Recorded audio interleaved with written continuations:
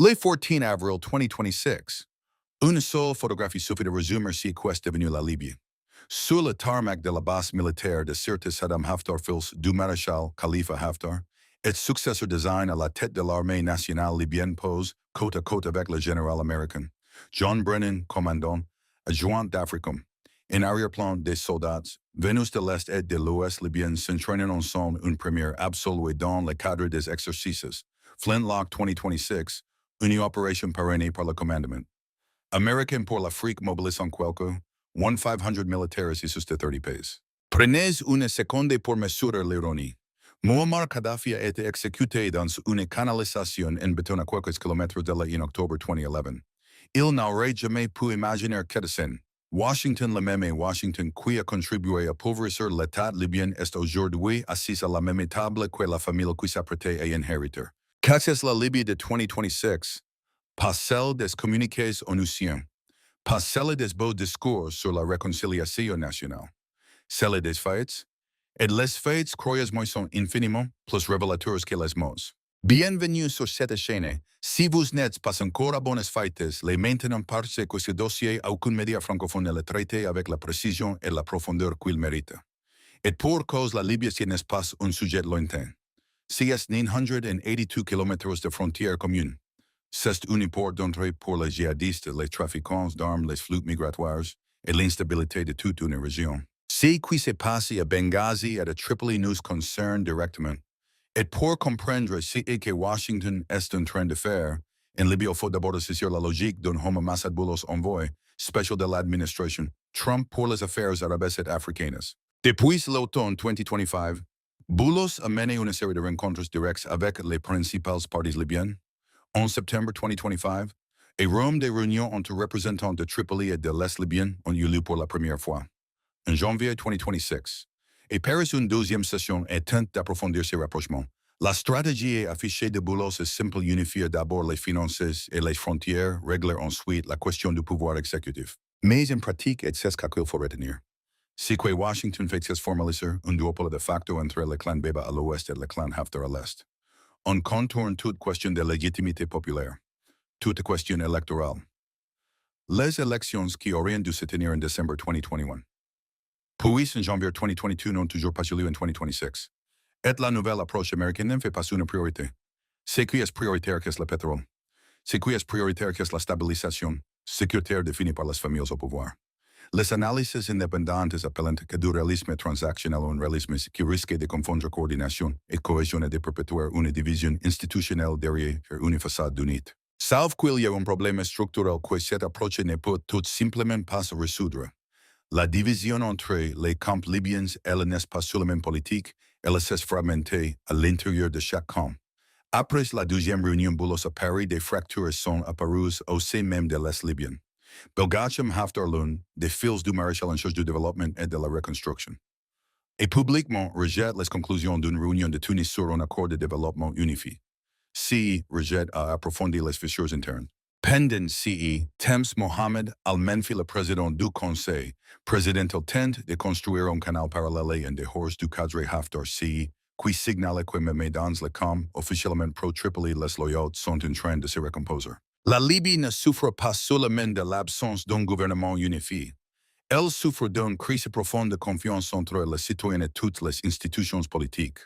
Une crise que les arrangements entre élites militaires et familles de seigneurs de guerre ne peuvent pas résoudre cause que soient les parents étrangers assis derrière la table. Reprenons maintenant le tableau des acteurs étrangers. Parce que c'est essentiel pour comprendre pourquoi cette crise dure depuis 15 ans et pourquoi elle n'est pas près de se résoudre. Segment 3. Les marionnettistes étrangers qui tirent vraiment les ficelles en Libye bonne. Maintenant, on entre dans le cœur du sujet. Parce que la guerre en Libye n'est pas juste une affaire libyenne. Loin de là. C'est un échiquier où les grandes puissances s'avancent leurs pions. Et les premiers joueurs, c'est lui qui est là depuis le tout début depuis 2014. Ce sont les Émirats arabes unis. Et leur logique est la tienne en trois modes: idéologie et argent stratégie. Idéologie d'abord.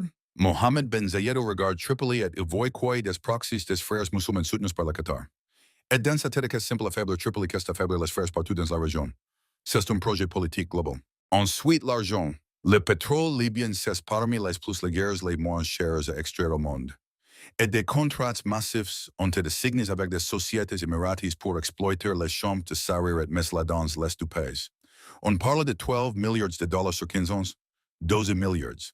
Vous comprenez pourquoi Abu Dhabi la cherche jamais Haftar. Et enfin la stratégie est pour les Émirats veulent construire un accès anti-turc de Tobruk jusqu'à Damas. Et la Libye orientale c'est une pièce maîtresse de ce puzzle. Ils ont une base à Al-Qadim à une vingtaine de kilomètres de Benghazi. Avec des drones de 16 et environ 2000 soldats.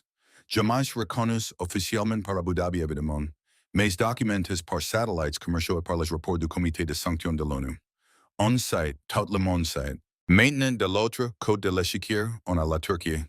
Et là, on vient de franchir un nouveau cap. En décembre 2025, le Parlement turc a validé une extension de 24 mois du déploiement militaire en Libye prenant effet au 2 janvier 2026. Ankara maintient environ 2000 soldats à la base d'Al-Watiya au port de Misrata plus de mercenaires syriens sous contrôle turc positionnés sur le front de Sirte. Mais attention, l'intérêt turc, il est pas seulement militaire. Il est d'abord maritime. L'accord de délimitation des zones économiques exclusives signé avec Tripoli donné à Ankara des eaux riches en gaz naturel en Méditerranée orientale. Accord contesté par la Grèce, l'Égypte, Chypre et Israël. Et c'est qu'à le vrai moteur de l'intervention turque en Libye. Le gaz, les eaux, le contrôle de la Méditerranée. Et ce qui rend tout cas encore plus tordu depuis fin 2025, la Turquie a commencé une ouverture prudente vers le camp Haftar. Ils ont même recusé Saddam Haftar à Ankara. Oui, vous savez bien entendu. Les mêmes Haftar quils combattaient hieros Louis serrant la main aujourd'hui. Bienvenue en géopolitique. Et c'est là que devient vraiment fascinant parce qu'on arrive au cœur du jeu d'ombre. Erdogan, il joue les deux camps en même temps. Il négocie avec Tripoli, il négocie avec Benghazi, il maximise sa position. Qu'est-ce du Erdogan classique la même stratégie qu'il applique partout où il y a une crise à exploiter. Mais attention, il est loin d'être le seul à jouer ce jeu-là. La Russie, parlons-en, depuis la mort de Prigogine Est Afrique, qui a pris le relais de Wagner et ils maintiennent environ 1,500 mercenaires. Libye orientale concentrés autour des bases aériennes d'Al-Jufra et d'Al-Qadim. Et qu'est-ce que Haftar a donné en échange des MiG-29 de Su-24 de système Panzer des drones Orlan livrés par Moscou contre des facilités portuaires à Tobruk. C'est-à-dire un pied russe en Méditerranée exactement ce dont Moscou avait besoin après avoir partiellement perdu Tartus en Syrie en décembre 2024. Et je veux qu'on soit très clairs là-dessus. La présence russe en Libye, ce n'est pas un détail périphérique. C'est une pièce maîtresse absolument centrale dans la stratégie de Moscou pour garder une capacité de projection en Méditerranée centrale.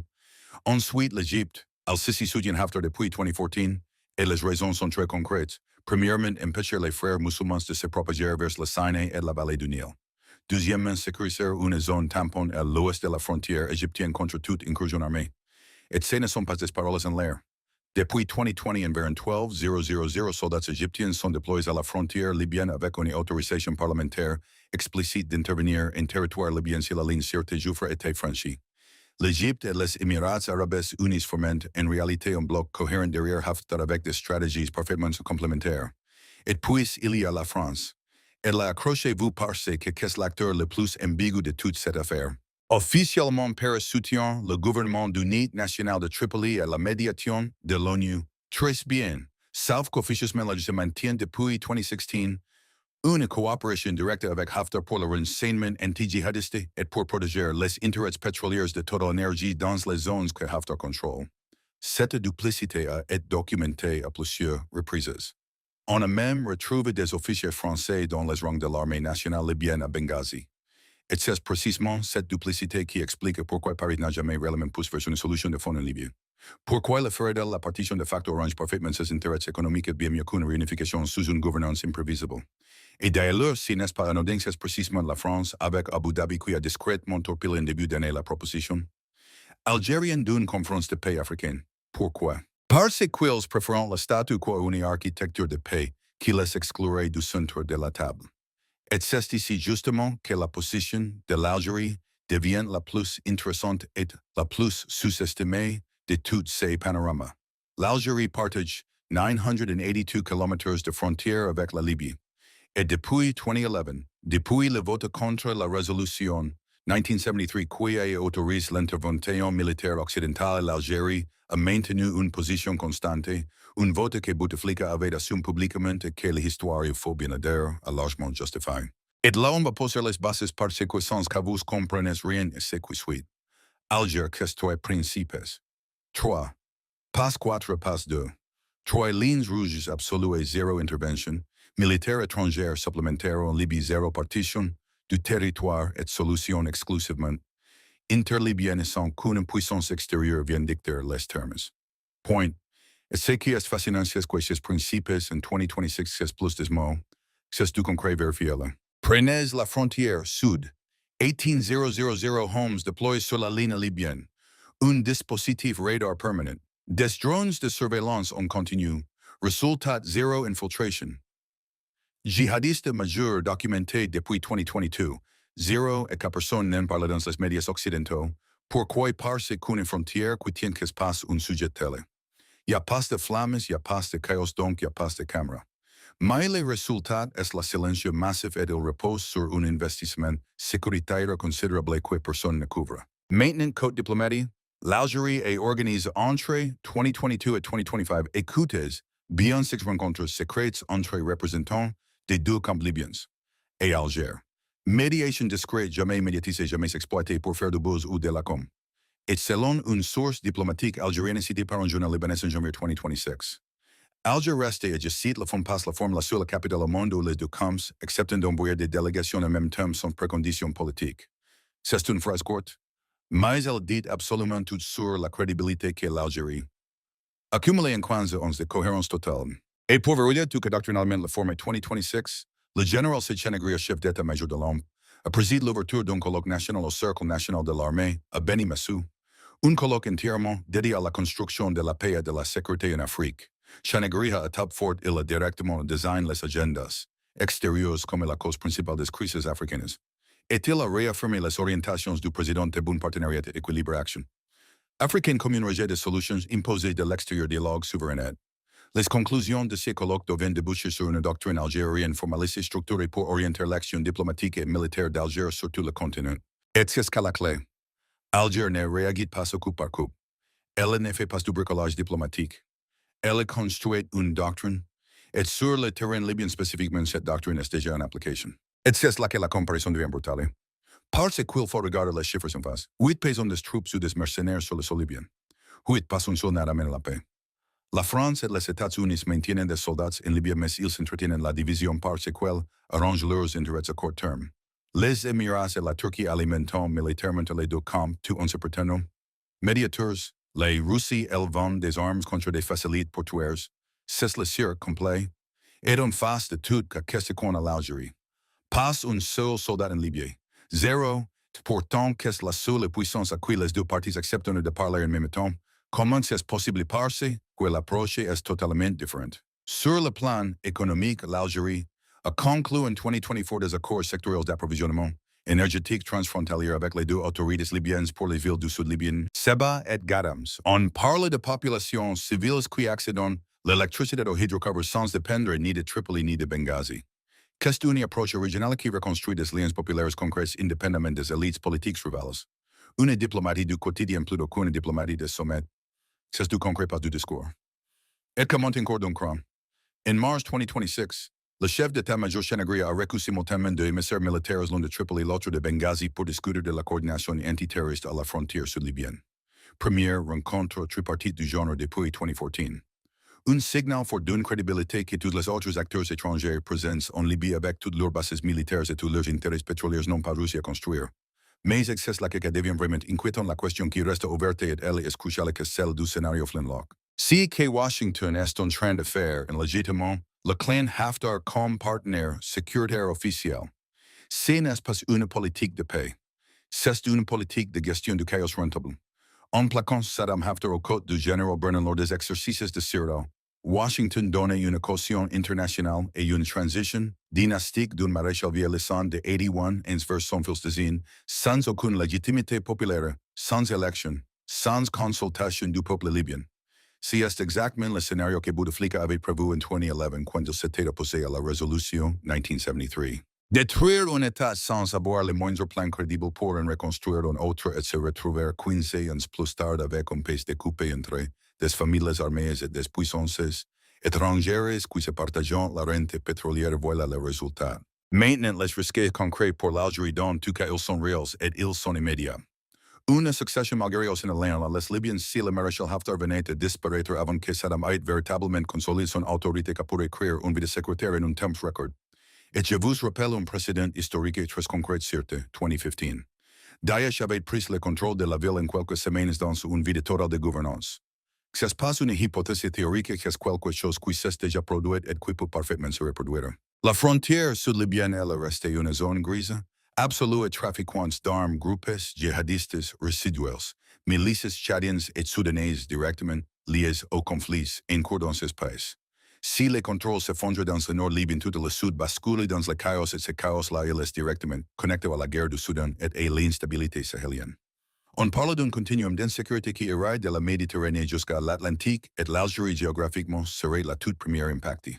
Et pour finir, la pression migratoire. C'est une menace structurelle qu'on ne peut plus ignorer. Selon les estimations disponibles, 90% de l'immigration clandestine vers l'Europe transite aujourd'hui par les côtes libyennes.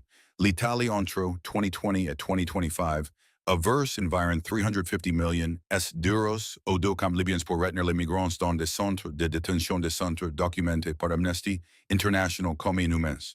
Cette économie de la migration est devenue un secteur à part entière dans le chaos libyen. Et si l'économie libyenne s'effondre encore davantage, si ne seront plus sur les mains des migrants subsahariens qui chercheront réfugiés en Algérie, en Tunisie et en Égypte, si seront des centaines de milliers de Libyens, eux-mêmes, qui se déplaceront. Les Sahara algériens n'est pas un tampon infini. La patience stratégique aussi méthodique soit-elle à des limites matérielles. Et ces limites sont une solution politique en Libye pour les traiteurs à la racine. Point. C'est exactement pourquoi ce que le général Chanagria pose sur la table le format 2026 au colloque de Beni Messou si n'est pas de la rhétorique. Si n'est pas un discours pour faire joli dans les archives, c'est la formalisation d'une doctrine. Une doctrine qui dit noir sur blanc l'Algérie ne peut pas se rester indéfiniment dans la posture du voisin qui encaisse sans jamais peser sur les souhaits. La Libye, c'est notre frontière. Ce qui s'y construit, ce qui s'y détruit que nous concerne directement pas dans 6 mois, pas dans 5 ans pour les décennies à venir. Et donc la vraie question en 2026 est limpide. Est-ce que l'Algérie va continuer dans la médiation discrète et la patience stratégique au risque de regarder une partition de facto se consolider tranquillement sous patronage? Américaine et Émirati Ouest quelle va assumer clairement un rôle de puissance structurante et proposer une conférence de paix africaine qui exclut les puissances extra-régionales imposer à la communauté internationale une lecture où la souveraineté libyenne n'est pas soluble dans les intérêts pétroliers et les rivalités dynastiques. L'histoire du Sahel depuis 2023 et démontre une chose, quand l'Algérie choisit la cohérence et la patience, le terrain finit par lui donner raison. À chaque fois, la seule question qui reste c'est celle du timing. Est-ce qu'on attend que la Libye s'effondre encore davantage avant de bouger ou est-ce qu'on peut se maintenir pendant que les cartes sont encore partiellement ouvertes? Ces débats, ils nous appartiennent. Cette frontière, elle est la nôtre. Et cette décision que la doctrine adopte pour la Libye dans la décennie qui vient, elle appartient à un seul peuple. Celui qui la regarde directement dans les yeux depuis 982 km le peuple algérien. Abonnez-toi et activez la cloche et partagez cette vidéo avec quelqu'un qui croit encore que la Libye est un problème européen. Ce n'est pas un problème européen. C'est notre frontière. Et décision en repalera.